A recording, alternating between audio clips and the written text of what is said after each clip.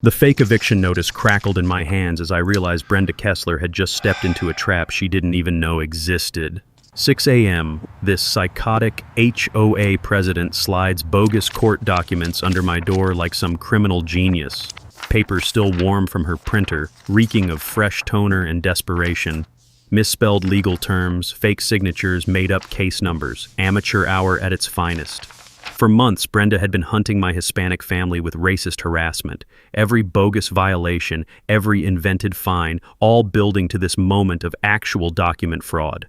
Last week, she'd screamed, "People like you don't belong here, and I'll do whatever it takes to remove you." What made my blood sing with anticipation. Brenda had absolutely no clue who she was really targeting. My neighbors think my wife Sarah just has some boring government desk job. They have no idea she's about to become Brenda's worst nightmare. What would you do if your HOA Karen tried to forge you out of your home? Drop your location below. Let me back up and tell you how we got here, because this story is too good to rush. My name is Henry Rivera, and 3 years ago, my wife Sarah and I thought we'd found paradise in Sunset Ridge, a quiet subdivision outside Phoenix. After 20 years as a master electrician, a herniated disc forced me into early semi-retirement. We used our life savings to buy a modest ranch home where I could start a small solar installation business without the heavy lifting.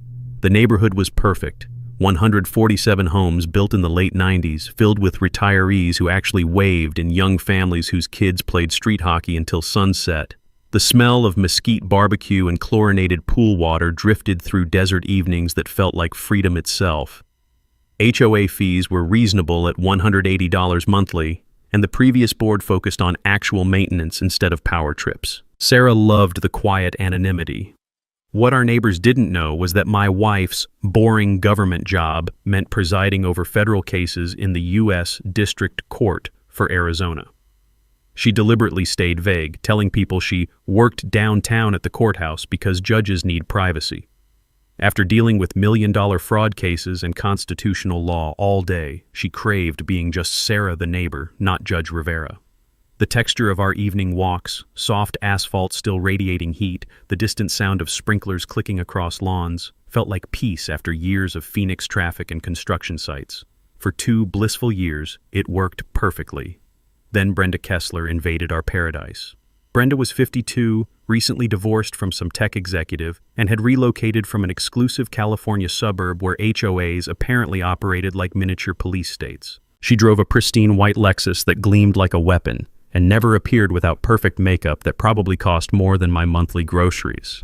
Here's the thing about desperate people with too much time and too little purpose. They always find something to control. Within weeks, Brenda had convinced our aging board members to elect her president by promising to restore property values through enhanced community standards. The way she said enhanced made it sound like she was planning military occupation rather than neighborhood management. Her first board meeting lasted 4 hours. 4 hours.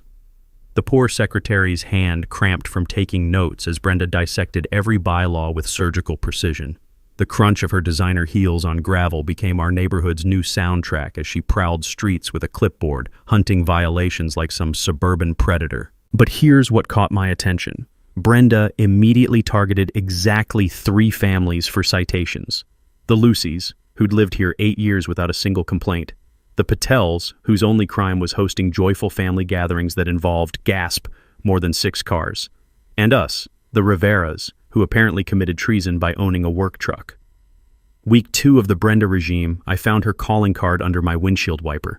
Unauthorized commercial vehicle display, $75 fine, 10-day appeal period.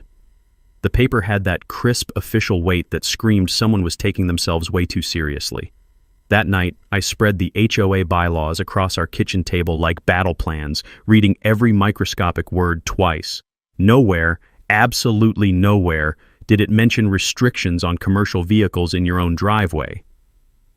When I called Brenda to discuss this misunderstanding, her response froze my blood. "Mr. Rivera," she purred with false sweetness, "the board interprets community standards as needed to maintain our neighborhood's character. If you have concerns, you're welcome to attend our monthly meetings." The emphasis on our neighborhood hit like a slap. This wasn't about trucks or bylaws. This was about power, territory, and keeping certain people in their designated places. Sarah found me grumbling while installing solar panels that evening, muttering creative curse words in both English and Spanish. "What exactly did she say?" she asked, and something sharp in her voice made me pause. "Just typical power-drunk nonsense," I replied, not realizing I'd just described federal civil rights violations to a federal judge.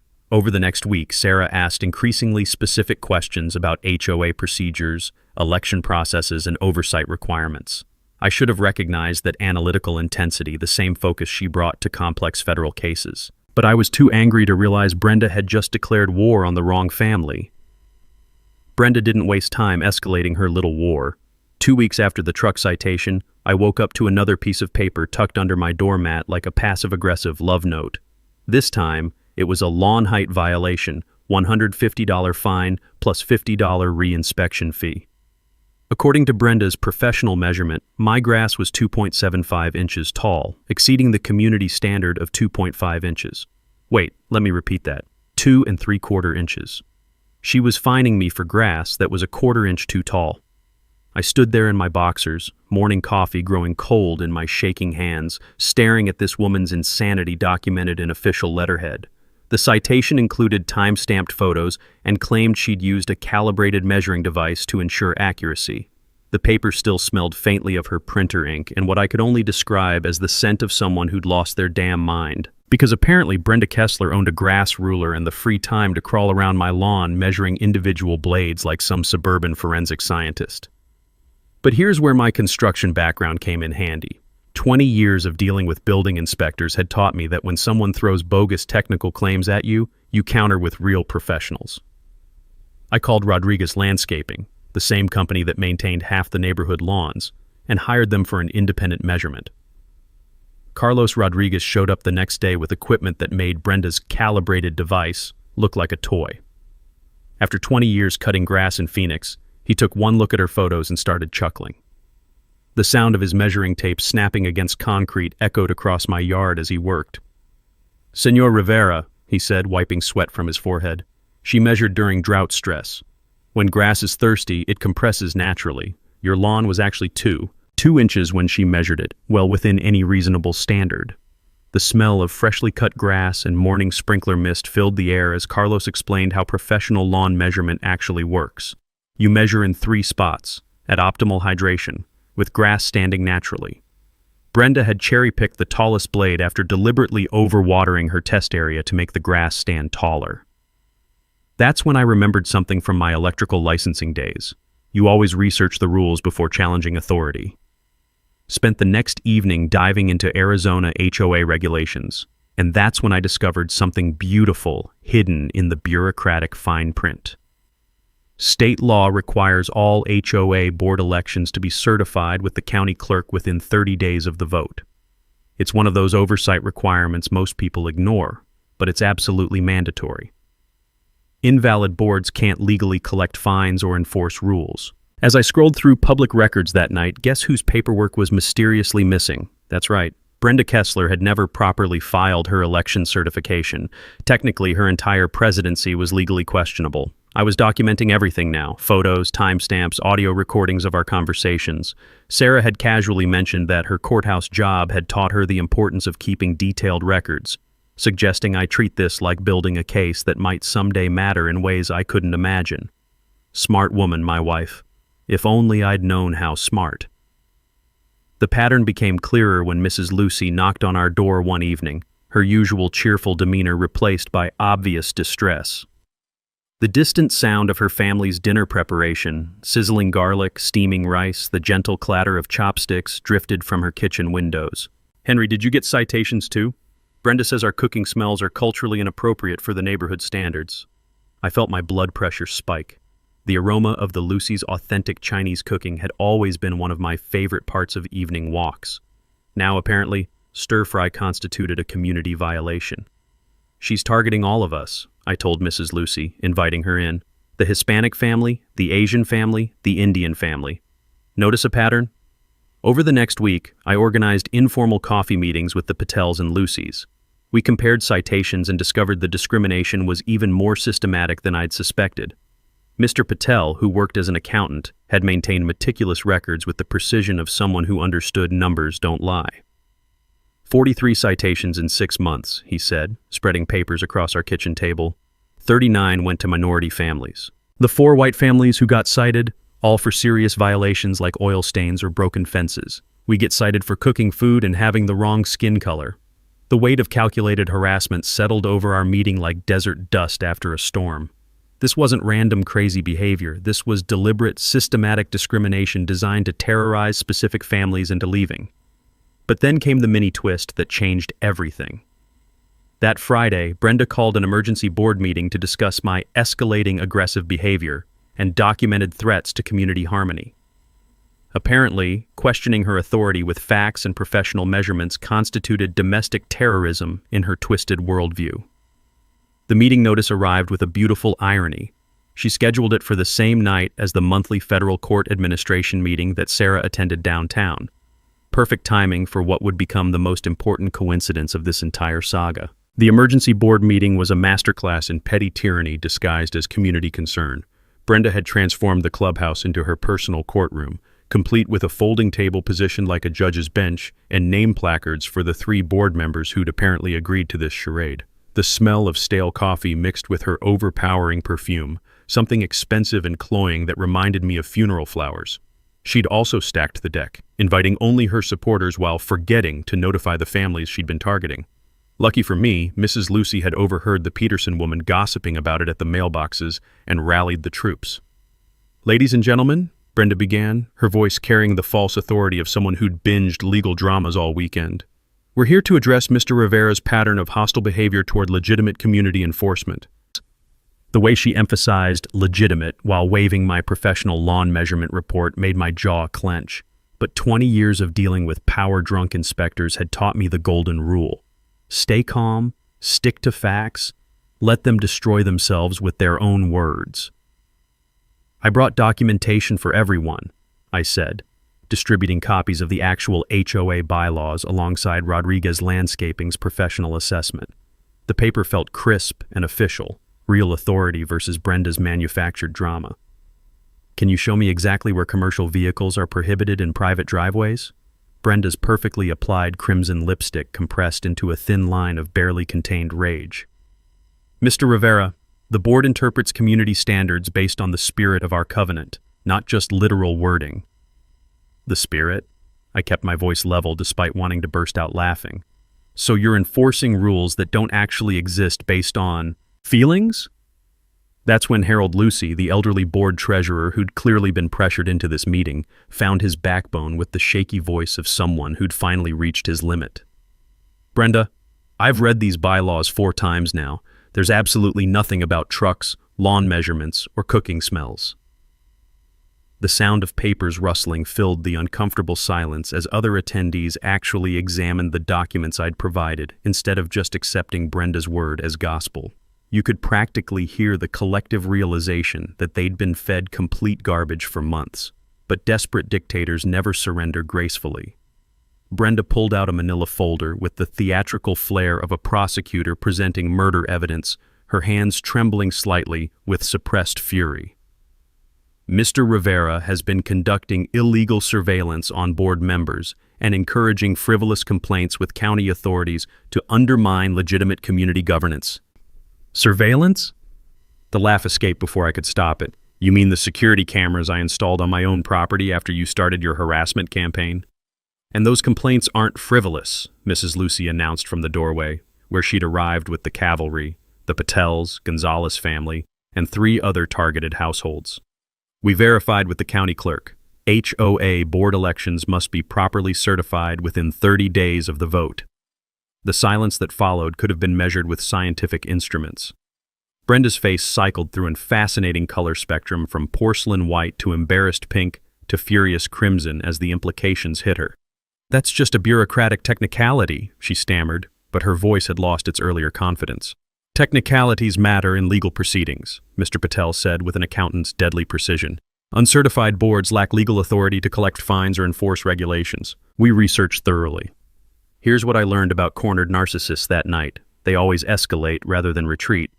Instead of admitting error or stepping back, Brenda's voice rose to a pitch that could have summoned neighborhood dogs. Fine. You people want to play legal games? I'll take this straight to federal court if necessary. This community has standards, and I'll use every legal resource available to maintain them properly. The phrase "you people" dropped into the room like a racial slur wrapped in a bow. Even her supporters shifted uncomfortably, finally hearing the bigotry they'd been pretending didn't exist. But what made my blood sing was Brenda's federal court threat. She was so blinded by rage and desperation that she'd just escalated from petty HOA harassment into federal jurisdiction territory. The beautiful irony made me want to text Sarah immediately. That evening, my wife displayed unusual curiosity about the meeting specifics. She asked detailed questions about Brenda's exact phrasing, particularly the federal court threat, while systematically organizing all my documentation with the methodical precision of someone building a legal case. "She actually said federal court?" Sarah asked, her tone carrying undertones I couldn't quite identify. "Those exact words.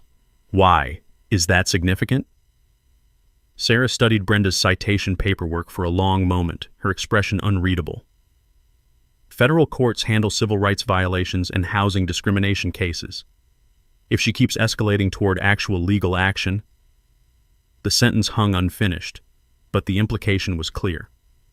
Brenda was stumbling toward serious federal territory, the kind that ruins lives instead of just weekends. The devastating mini twist arrived 3 days later via certified mail. Brenda's ultimatum to all non-compliant residents demanding adherence to her enhanced standards within 30 days, or face federal legal consequences including eviction proceedings through appropriate court channels.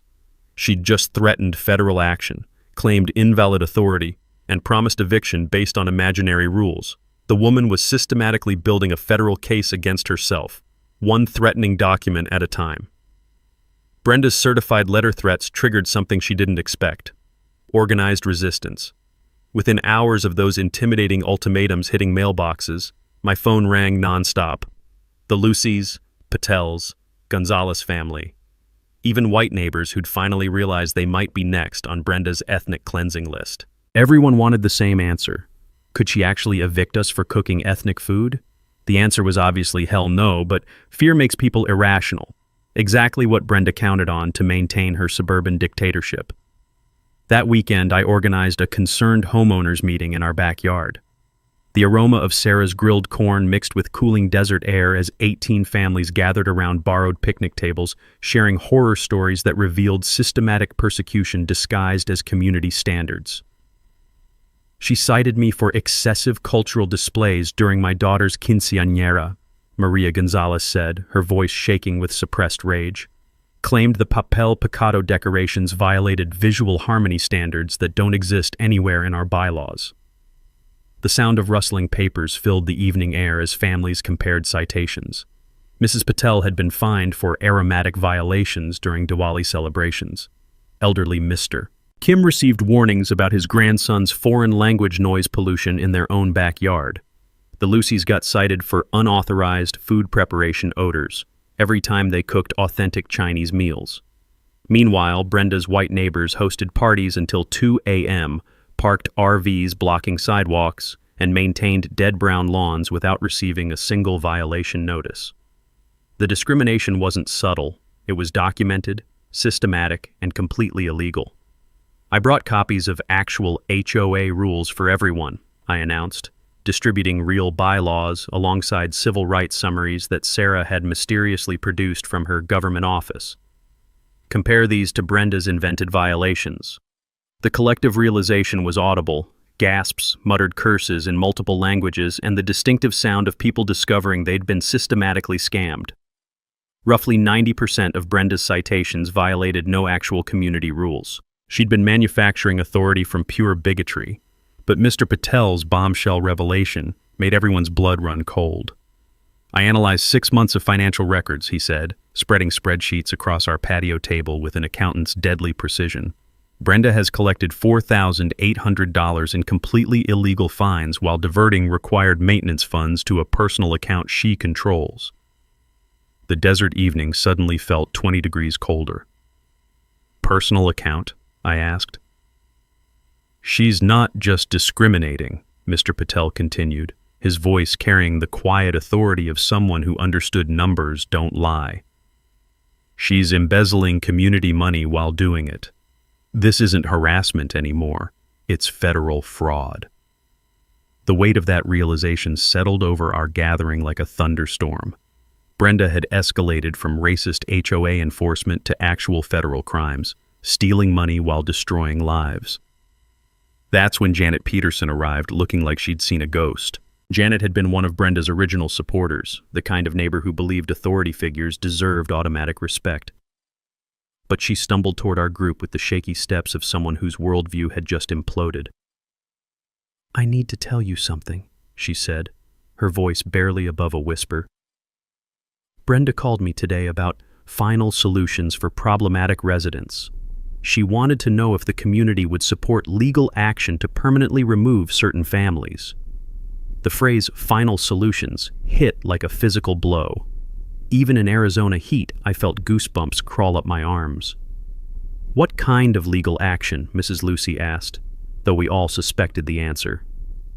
"Eviction proceedings through federal court," Janet continued, her words tumbling out like a confession. "She's been researching federal housing law, claims she can build cases that will hold up under federal scrutiny. She mentioned something about finding the right judge who would understand community standards. The irony was so perfect it felt like divine intervention. Brenda was planning to take her racist harassment campaign to federal court, specifically targeting the jurisdiction where my wife served as a federal judge. The universe apparently had a sense of humor. But the truly devastating mini-twist came when Janet pulled out her phone with trembling hands. "She sent me this text message an hour ago," Janet whispered, showing us Brenda's latest communication.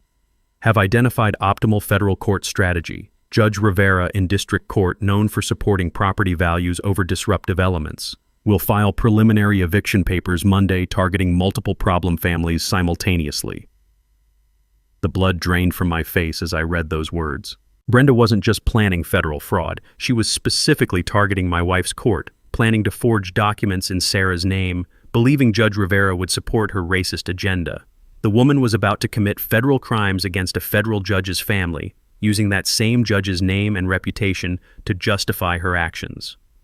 That night, Sarah's reaction to this development was unlike anything I'd ever seen. When I showed her Janet's screenshot, my wife went completely still, staring at the phone screen with an expression that could have frozen lava. "She's planning to use my court for housing discrimination," Sarah said quietly, her judge's voice carrying undertones of barely controlled fury. "And she thinks I'll support her." For the first time since this nightmare started, I realized Brenda Kessler had made an enemy who possessed both the authority and the legal knowledge to completely destroy her. That Sunday evening shattered my entire understanding of reality. I came home from installing solar panels at the Johnson's house, desert dust still coating my work boots, to find Sarah sitting at our kitchen table like she was preparing for war. Every piece of HOA documentation I'd collected over 6 months was spread before her in perfectly organized stacks, color-coded tabs gleaming under our overhead light. Her laptop displayed federal court records, and the air smelled faintly of printer ink from documents I'd never seen before. Something fundamental had shifted. This wasn't Sarah, the supportive wife, anymore.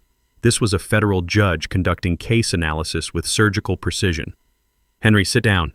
Her voice carried the weight of judicial authority that made my chest tighten. "We need to discuss Brenda Kessler's federal court plans." I settled across from her, noting how my scattered papers had been transformed into a systematic legal brief. The change was unsettling, like discovering your spouse had been secretly building nuclear weapons in the garage. "That text message Janet showed you," Sarah continued, pointing to a printed screenshot with clinical detachment. "Brenda specifically mentioned filing papers in Judge Rivera's court, claiming I would support her property standards agenda." Yeah, the irony is unbelievable. She has no clue you're actually... Henry. The interruption cut like a blade. "I am Judge Rivera." Those 4 words hung between us like a detonated bomb.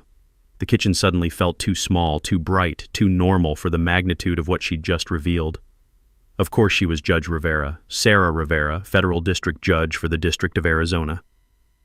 But somehow, through months of anger and documentation and community organizing, I'd never connected my wife's professional identity to Brenda's increasingly specific federal court threats. The realization crashed over me like ice water in desert heat. Jesus Christ, she's planning to forge documents in your court.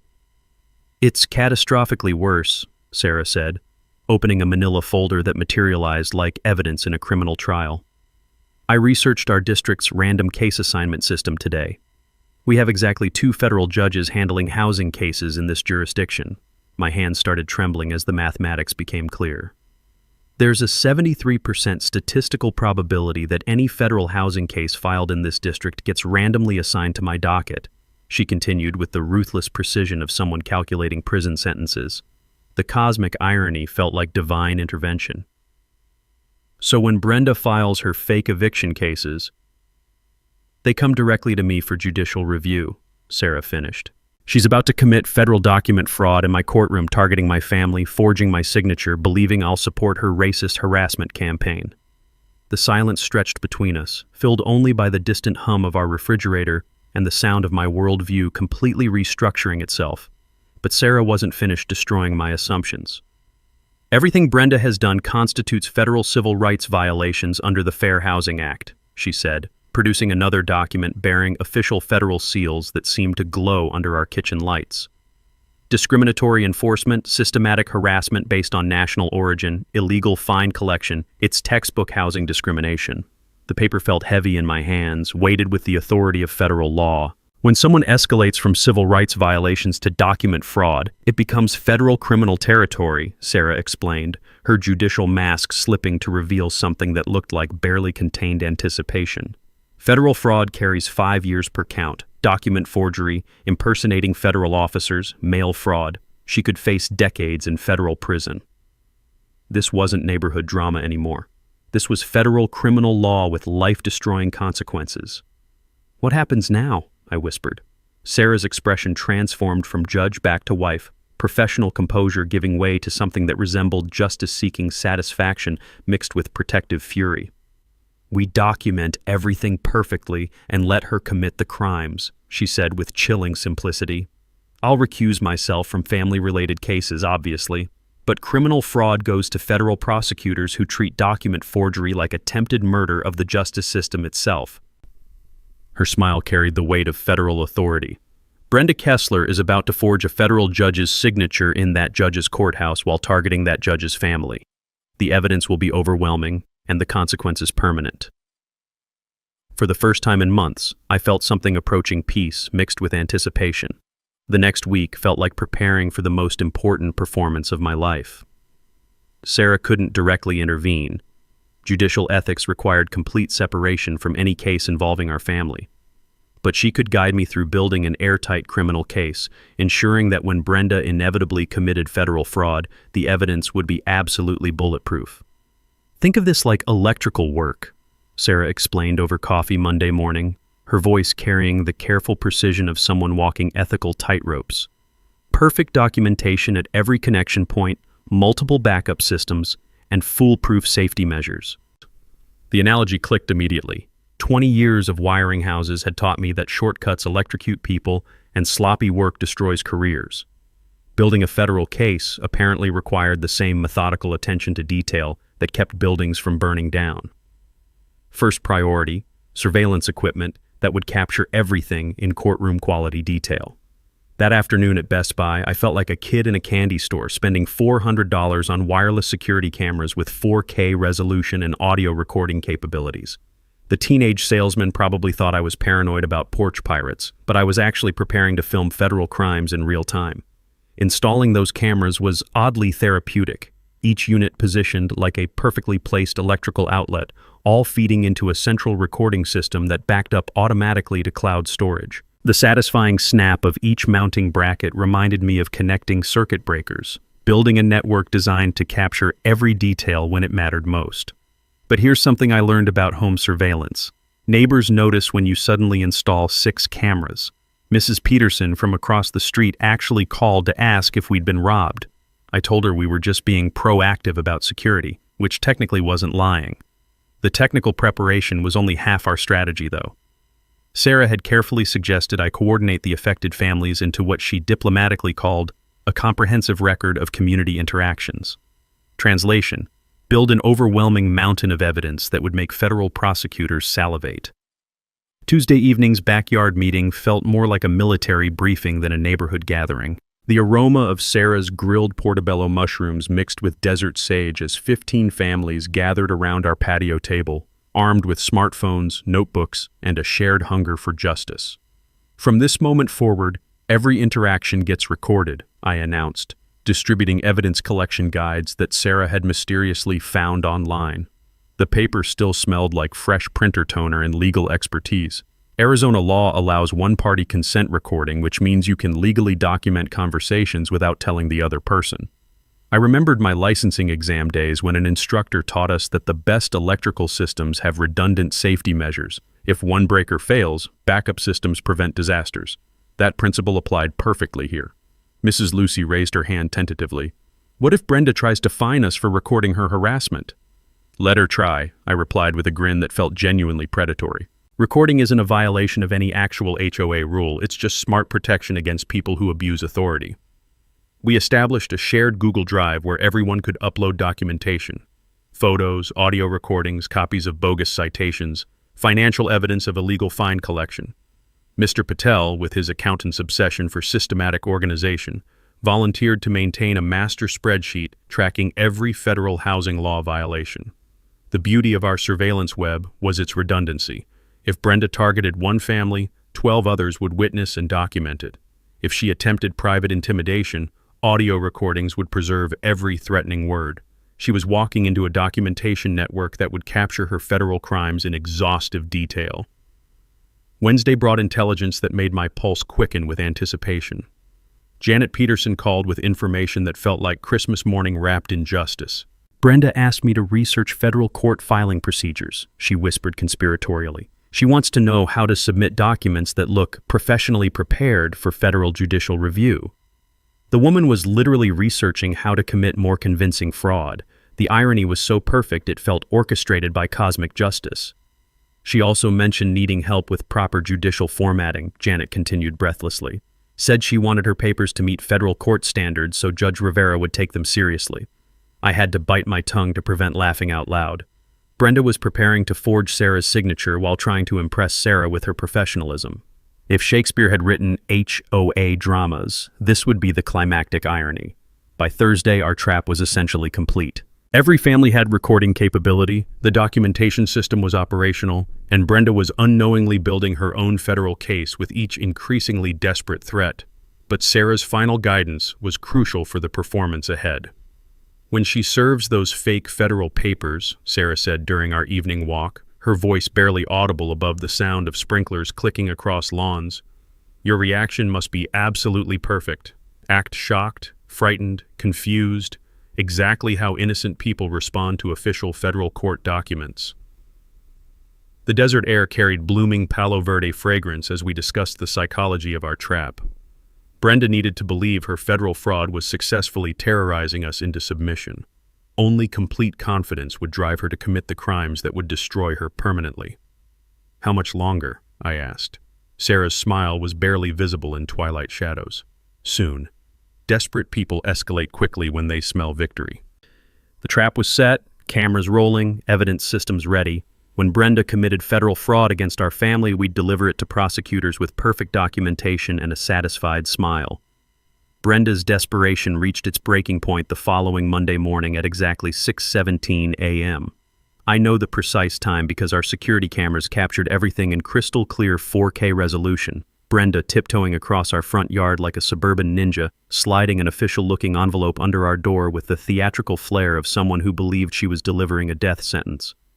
The envelope was still warm from her printer when I picked it up, and the chemical smell of fresh toner mixed with what I can only describe as the scent of someone's life about to implode. Inside was the most beautifully incriminating piece of evidence I'd ever seen. Federal District Court for the District of Arizona blazed across the top in bold letters, followed by case number CV-24-01847-SRR. A number that looked official enough to fool most people, but was actually Brenda's birthday followed by Sarah's initials. The document claimed to be signed by the Honorable Sarah Rivera, United States District Judge, complete with an official-looking seal she'd obviously downloaded from the internet. But here's what made this forgery absolutely perfect for our purposes. Brenda hadn't just faked a court document. She'd specifically targeted my wife's court, forged my wife's signature, and claimed my wife had personally ordered our eviction for persistent violations of federal community standards. The irony was so exquisite it felt like divine comedy written by a particularly vengeful god. The fake eviction notice demanded $2,400 in accumulated federal violations and administrative penalties, threatened removal by federal marshals within 72 hours, and included this gem of legal fiction. Judge Rivera has determined that the Rivera family's pattern of community disruption constitutes a federal housing violation requiring immediate residential termination. I had to read that line 3 times before the full absurdity hit me. Brenda had forged a federal judge's signature to order that judge's own family evicted from their home, claiming the judge personally supported ethnic cleansing in her own neighborhood.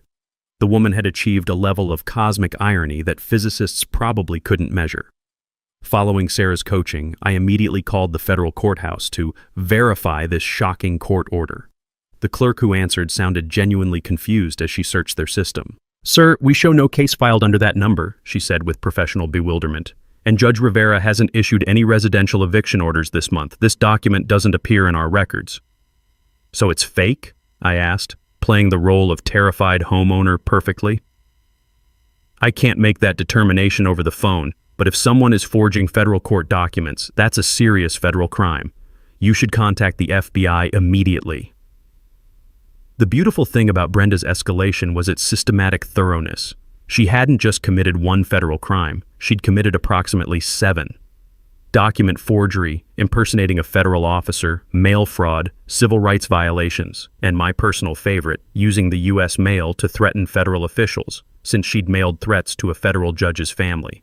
Each offense carried 5 to 20 years in federal prison, and they stacked like building blocks toward life imprisonment. But the mini twist that sealed her fate came 2 hours later, when Mrs. Lucy called in a panic. "Henry, I got the same papers. Brenda says Judge Rivera ordered my family evicted too for cultural violation patterns." Then the Patels called. Then the Gonzalez family. Same fake federal court orders, same forged signature, same impossible legal claims. Brenda had mass-produced federal fraud like she was printing Christmas newsletters, creating a felony count for each family she targeted. By noon, I'd documented 12 identical forgeries, all bearing my wife's forged signature, all claiming my wife supported ethnic cleansing in her own jurisdiction. The evidence was so overwhelming that federal prosecutors would probably fight over who got to prosecute this career-making case. But Brenda wasn't finished destroying her own life. That afternoon, she called an emergency neighborhood meeting to announce her federal court victory and discuss transition procedures for departing residents. The meeting notice, distributed to every house, claimed that Federal District Judge Sarah Rivera has officially validated community enforcement actions and authorized necessary removals. She was doubling down on federal fraud by publicly claiming a federal judge's support for her crimes, creating additional felony counts for each neighbor who received her false statements. The sound of my phone buzzing interrupted my amazed contemplation of Brenda's self-destruction. Sarah was calling from the courthouse. "Henry, I just recused myself from any cases involving our neighborhood," she said, her judicial voice carrying undertones of barely controlled anticipation. "I also had a conversation with the U.S. Attorney's Office about document fraud cases in our district.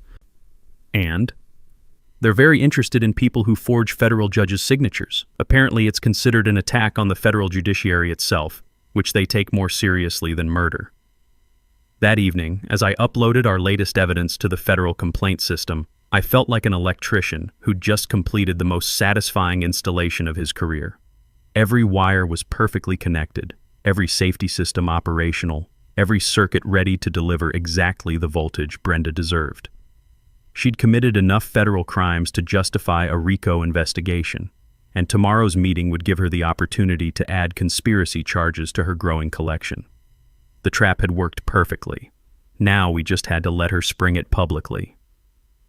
Thursday's emergency meeting was Brenda's victory lap, and her funeral march rolled into one spectacular event. She'd transformed this community clubhouse into a celebration of her imagined federal triumph, complete with printed agendas, name tags for departing residents, and a folding table draped with bedsheets to simulate judicial authority. the smell of stale coffee mixed with the metallic scent of her desperation as she prepared to commit federal fraud in front of 90 witnesses. I arrived early, ostensibly to plead for more time, but actually to test our recording equipment one final time. Hidden cameras positioned around the room would capture every word, every gesture, every moment of federal crime in courtroom-quality detail. The sound of chairs scraping against linoleum created an oddly appropriate soundtrack for someone about to destroy their entire existence. Brenda had invited local media, claiming the story of federal court validation for community standards deserved coverage. Channel 12. News sent a junior reporter who looked bored until I casually mentioned that someone might be forging federal court documents. Suddenly, he was very interested in staying for the full show. But the evening's secret guest was the most important attendee. Assistant U.S. Attorney Rebecca Martinez had agreed to observe the meeting after Sarah's careful mention of systematic civil rights violations escalating to document fraud. She sat in the back row, looking like any other concerned neighbor, while wearing a wire that would preserve every moment for federal prosecution. The beautiful irony was that Brenda had personally invited the federal prosecutor who would eventually send her to prison. At exactly 7 p.m., Brenda called the meeting to order with the inflated authority of someone who believed they'd conquered the federal government through Microsoft Word and a home printer. "Ladies and gentlemen," she announced, holding up copies of her forged court orders like trophies, "I'm pleased to announce that Federal District Judge Sarah Rivera has officially validated our community enforcement actions." The silence that followed was thick enough to cut with a knife. Even her supporters looked uncomfortable with the phrase federal validation, sensing that normal HOA business didn't usually involve federal judges. "Judge Rivera's court orders," Brenda continued, waving the fake documents with theatrical enthusiasm, "confirm that certain residents have violated federal community standards and must be removed within 72 hours to maintain neighborhood compliance." I watched Attorney Martinez discreetly taking notes as Brenda committed federal fraud in real time, claiming a federal judge's authority while that judge's prosecutor documented every word. The mini twist that guaranteed Brenda's destruction came when she decided to read directly from her forged documents. "By order of the Honorable Sarah Rivera," Brenda proclaimed with the confidence of someone announcing divine judgment, "the following families are hereby ordered to vacate their residences for persistent violations of federal housing compliance standards." She began reading names like she was announcing lottery winners. "The Rivera family, for commercial vehicle violations and aggressive behavior toward community authority." The irony of Brenda reading a fake eviction order for Judge Rivera's own family, while claiming Judge Rivera had signed it, felt like watching someone commit suicide via federal crime in slow motion. "The Lucy family, for cultural aromatic violations and foreign language disturbances." Each name she read constituted another federal crime, another year of prison time, another nail in the coffin she'd built for herself with remarkable dedication. "The Patel family, for excessive cultural displays and non-conforming residential activities." By the time she finished reading 12 names, Brenda had committed roughly 47 federal felonies in front of a federal prosecutor, local media, and enough witnesses to populate a small town. But she wasn't finished destroying herself. "I want everyone to understand," Brenda continued, her voice rising with the passion of someone who believed they were saving civilization, "that Judge Rivera personally reviewed these cases and agrees that certain types of people don't belong in quality communities like ours." The phrase "certain types of people" landed like a racial slur wrapped in federal authority. Even the local news reporter looked shocked at the blatant discrimination being claimed in a federal judge's name. Attorney Martinez was writing so fast her pen was practically smoking, but Brenda's final mistake was the most beautiful of all. In her moment of absolute triumph, she decided to share the details of her federal court research. "I want you all to know how thoroughly I prepared these cases," she announced with pride that would have been admirable if it weren't completely insane. "I researched federal court procedures, studied Judge Rivera's previous decisions, and formatted these documents to meet exact federal standards." She'd just confessed to premeditated federal fraud in front of a federal prosecutor. "Judge Rivera clearly understands the importance of maintaining community standards over disruptive elements," Brenda concluded, holding up the forged signature like she was displaying the Declaration of Independence. The meeting ended with polite applause from people who had no idea they'd just witnessed someone commit enough federal crimes to justify life imprisonment. As neighbors filed out, discussing the surreal experience in hushed tones, I noticed Attorney Martinez approaching me with the satisfied expression of someone who'd just watched a defendant build their own federal case. "Mr. Rivera," she said quietly, "I think we should schedule a meeting. Soon."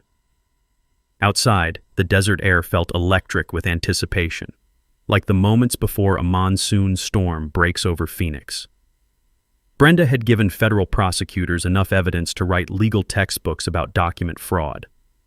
Tomorrow, the rain would finally fall. Friday morning arrived with the kind of crystal-clear desert sky that makes you believe in divine justice. At 11 a.m., our doorbell rang with the precise authority of federal law enforcement. Through our security cameras, I watched 2 FBI agents and Attorney Martinez approach our front door, looking like harbingers of justice dressed in business suits. "Mr. Rivera," Agent Rodriguez said when I answered, "we're here about the forged federal court documents. We'd like to discuss next steps with you and your wife." The phrase "your wife" carried weight that suggested they knew exactly who they were dealing with. When Sarah appeared in the doorway wearing her black judicial robes, she'd just returned from morning court session. Agent Rodriguez's expression shifted to something approaching reverence. "Your Honor," he said with the respect federal agents reserve for federal judges, "we have a situation involving forged documents bearing your signature and seal." What happened next was the most beautiful choreography of federal justice I'd ever witnessed. Sarah invited them into our kitchen, where she'd arranged Brenda's forged documents like evidence in a criminal trial. The smell of fresh coffee mixed with the weight of federal authority as she methodically explained each forgery to the agents who would prosecute them. "This signature," Sarah said, pointing to Brenda's pathetic attempt at copying her handwriting, "is obviously forged. My actual signature looks nothing like this amateur forgery." Agent Rodriguez photographed each document with the systematic precision of someone building a federal case. "Ma'am, we've documented 12 identical forgeries distributed throughout your neighborhood, all claiming your authority for housing discrimination." "Housing discrimination?" Sarah's judicial voice carried undertones of barely controlled fury. "Show me." As the agents explained Brenda's systematic targeting of minority families, claiming federal judicial support for ethnic cleansing, I watched my wife's expression transform from professional interest to personal outrage. "This woman forged my signature to justify racism?" Sarah asked, her voice dropping to the dangerous quiet that meant someone was about to experience the full weight of federal justice. Attorney Martinez opened her laptop, showing video evidence from Thursday's meeting. "Your Honor, we recorded her claiming you personally reviewed these cases and agreed that certain types of people don't belong in quality communities." The silence that followed could have been measured with scientific instruments. Sarah stared at the video with the focused intensity of a federal judge reviewing death penalty appeals. "She claimed I support housing discrimination?" Sarah's voice was barely above a whisper, but it carried the authority of someone who dedicated her career to civil rights law. "She forged my name to terrorize my own neighbors?"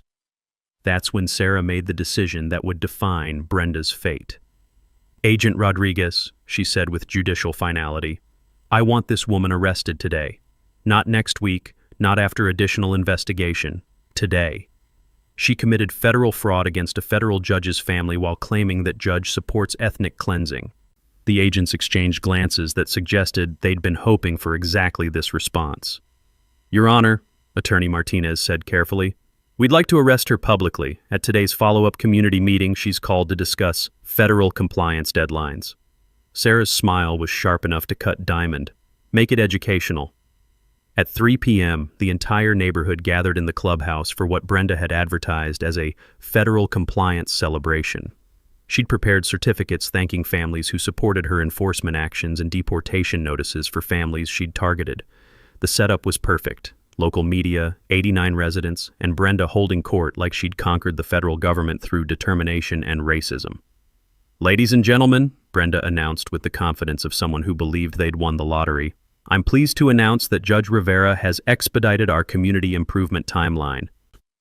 That's when the back doors opened and federal agents entered like the hand of justice itself. "Brenda Kessler," Agent Rodriguez announced, his voice carrying across the stunned clubhouse.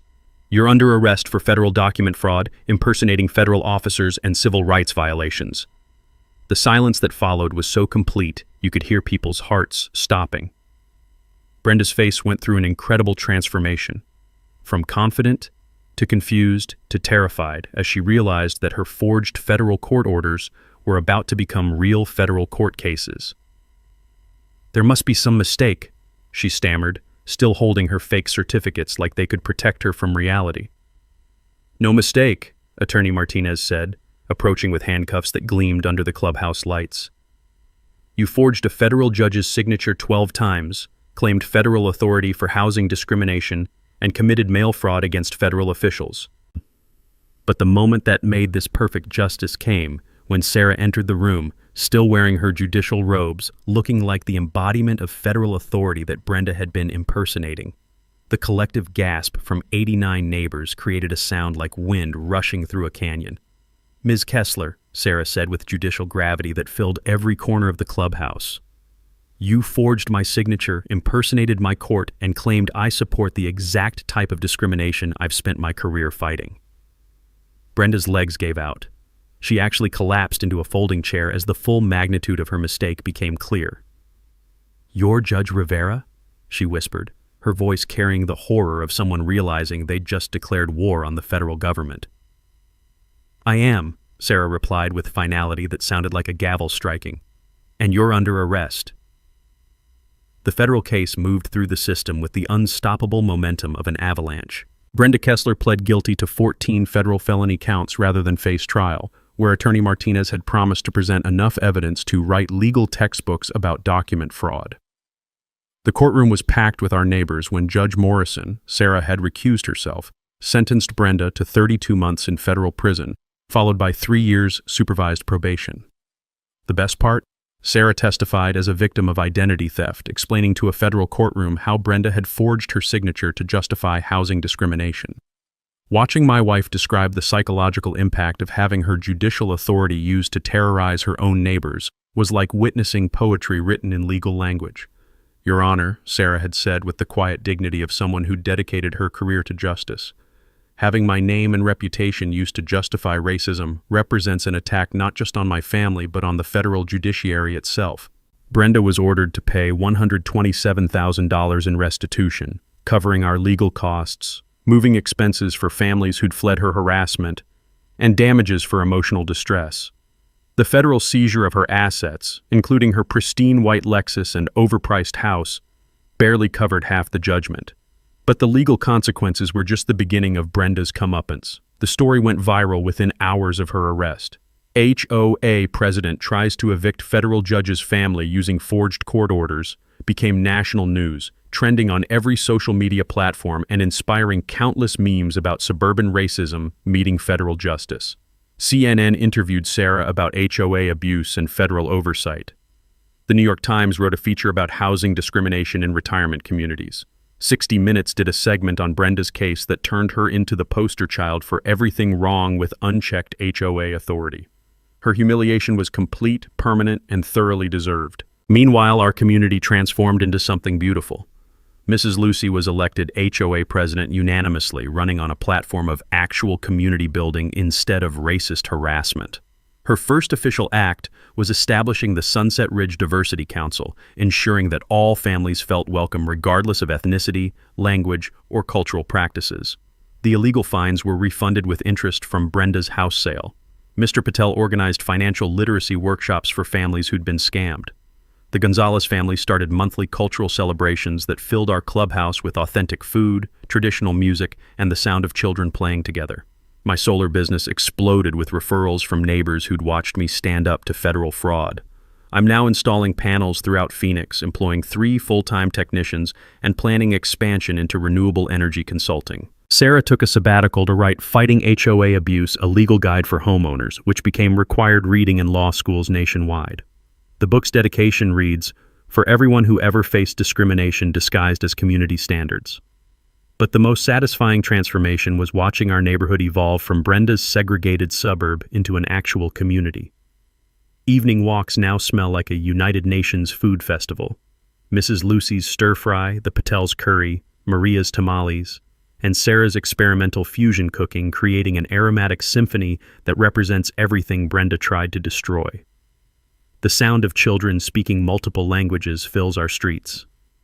Weekend block parties feature mariachi music, Bollywood dancing, and elderly neighbors teaching each other traditional recipes. The community pool, which Brenda tried to restrict to families meeting community standards, now hosts swimming lessons where kids learn to count in Spanish, Hindi, and Mandarin. We established the Brenda Kessler Memorial Scholarship for students studying civil rights law, funded by her restitution payments and named specifically to ensure her legacy serves justice instead of hatred. 2 years later, Brenda was released from federal prison to find our neighborhood completely transformed. I actually saw her drive by once in a beat-up Honda, staring at the same houses she'd tried to ethnically cleanse, now filled with families celebrating their cultures openly and proudly. My truck sits permanently in our driveway, solar panel samples gleaming in Arizona sunshine. Sarah tends her garden while wearing t-shirts that say Federal Judge in 12 different languages, gifts from grateful neighbors. Sometimes justice isn't just about punishment. It's about building something better from the ashes of hatred.